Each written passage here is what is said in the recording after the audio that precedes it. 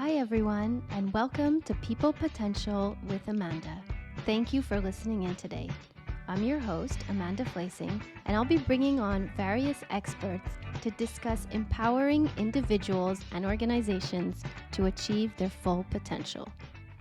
Welcome, Joannie, to another episode of People Potential with Amanda. I'm so happy to have you on as my guest tonight. Thank you so much. Thank you for having me. It's been a while. I'm glad we have this opportunity to chat again, despite COVID. Yeah. This is a great chance to be able to catch up with you a little bit. I haven't seen you in over a year and a half, and I'm so happy to be able to just chat or at least see you virtually. And for those who don't know, Joannie is a former Olympian, Olympic medalist, second place, and she is now a doctor. And she will tell us more about that. Joannie is a high achiever and has had such great success in her life. I'm so happy to have you on with me. Thanks.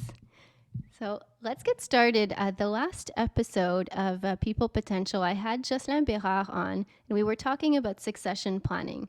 And he brought up the Own the Podium program in relation to how you can plan leadership or how you can plan for the future and help people achieve their full potential. And I thought to myself, I am so lucky. I know someone who was part of that program and who can maybe tell us a little bit more about it and give us the inside scoop. So, tell us from the beginning, how did the program start? How were you part of it? And any insights you could share with our audience? To be honest, as an athlete, we're more focused on our sport. We don't always see the financial side of things. But with the Olympics being in Canada in 2010, we definitely saw a shift in the way sport was funded in Canada.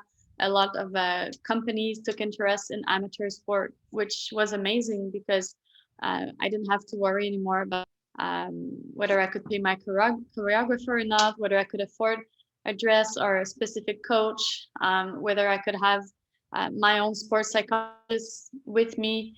Um, so that was a really big change because everything was possible from then. The financial side of things, it was up to our federation to deal with the program. But I do remember there was a little bit of an added pressure that I felt coming either Mm-hmm. from the federation or from the program. But of course, money was attributed among the different federation according to how well their athletes were doing prior to the Olympics. So of course, if we got more medals at Worlds, it meant we got more funding. Oh, But besides that, I tried to see it more in a global way. We would get all this funding and support from different companies across the country, and that felt amazing to have that push because I felt that was always reserved for professional sports or hockey, but amateur sport were now on the map. yeah, that's amazing. And it's similar to the way succession planning, you have someone that you're accountable to, like um, that there's a little bit of stress where feel that level of accountability, but it's a positive because they're supporting you and towards your future and your objectives. Um, how did the participants of the program get selected? I mean, I know that you were rising through the ranks for a long time. I know what it takes, how many years go into getting to where you were of development, but how many years in advance did the program start?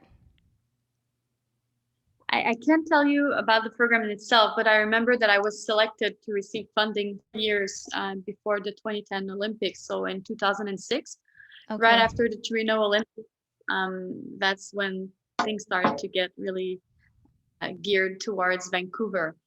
So it's funny, I was on the plane back from Torino and they were already asking for all this paperwork to fill in for the program, for funding, for my goals in the next 4 years. And it was a little overwhelming at first, but it also helped put my goals on paper and into Yeah. perspective. It taught me how to make a budget. Before that, my parents were always taking care of everything, but now I had to sit with my coach and see how much was a choreography, how much was a costume, and what we could ask for. And of course, we wouldn't get everything we asked for, but at least It was an amazing program to fund our athletes, and I think that companies really felt like they were a part of our journey and a part of our successes throughout those 4 years. Um, I remember I wrote some letters for donators or companies funding us, thanking them for being a part of this great journey. And yeah, I felt like for the first time I was more aware of how much a competitive season costs. Yeah, that's for sure. It's when you take a step back and you see what does it really cost, because usually, and as a former professional ballroom dancer and having danced for 20 years or so, you go one event at a time, one costume at a time, and you don't look at that big picture of like, oh my gosh, it has cost this much over the whole year. You just make it happen each time, like whatever you need to do, whatever extra lessons or shows or whatever things you need to do, you make it work. So having that, them force you to really budget it out, and having that support along the way with, steps to take and pre-qualifications and etc. sounds incredible. And of course, we know that it resulted in a great success. So congratulations. And Thank you. just But not for me, I think the whole Canadian team had amazing results in Vancouver, and that's thanks to all our supporters and all those companies that were behind us as well. Yeah, absolutely. I think the program was a huge success, and that they continued it, or they still continue it today, right? So To that's my an knowledge, yeah. maybe it changed name, but yeah. Yeah, I mean, that's such a great thing for athletes to be supported and to not feel like so alone or so stressed financially. So it's incredible. And now I know you made a huge shift in your life and in your career. Tell us, what has this new adventure been teaching you, and how has your training as an athlete helped, and what new things have you been learning? Well, if you're talking from my transition from sport to going back to school to now being a medical doctor doing training in residency, it's been quite a journey, to be honest. Of course, sport teaches you many great things. It's been a school of life for me. Teaches you about resilience, teamwork, discipline, a lot of these things that you need for life after sport. But I was not used to being in a classroom for 8 hours a day, sitting down. I was used to spending my energy to moving my body. So that was an adjustment. But I think sport helped me in the tough times, or dealing with stress before an exam, or working with different people on the wards once I started my rotations at the hospital. But yeah, it's the same kind of stress that I get every day now. I'm in anesthesia, and it's um it's really technical. That's what I love, kind of like skating, but it's also a lot of stress right before the surgery because you have someone's life in your Yeah, hands. um, but it's a literally. great challenge, and it feels good. Yeah. That's amazing. And I haven't asked you this, or maybe you told me a long time ago, but what specialty are you planning to go into?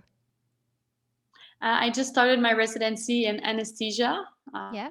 so it's been 1 year now, 1 year out of 5, so Okay. still a long way to go. Oh, wow. Okay. 10 years overall. That's quite a journey, but I mean, you're already in there practicing every day. And I didn't realize the residency was so many years. I thought it was maybe like 2 or 3, but 5 is wow. I know that you will succeed, as you do in everything that you put your mind to. And I'm even like we don't spend that much time together, but I'm honestly so proud of you for doing this, and choosing such an amazing profession, helping people, and giving of yourself. It's really incredible. Thank you for coming on today, taking the time. I know you're really tired. It's been a long day, and you have dinner waiting for you. So I really appreciate it, and I'm sure the audience will too. Thank you so much for having me, and good luck with everything. Hopefully, we'll catch up very soon in the real world after this global pandemic is over. Take care of Exactly. yourself. Thanks. Thanks for joining us on this episode of People Potential with Amanda. I appreciate each and every listen and view. You can find the show notes on the SuccessFinder blog, and be sure to follow us on LinkedIn and subscribe to our newsletter for all kinds of value-added content. Until next time, stay curious.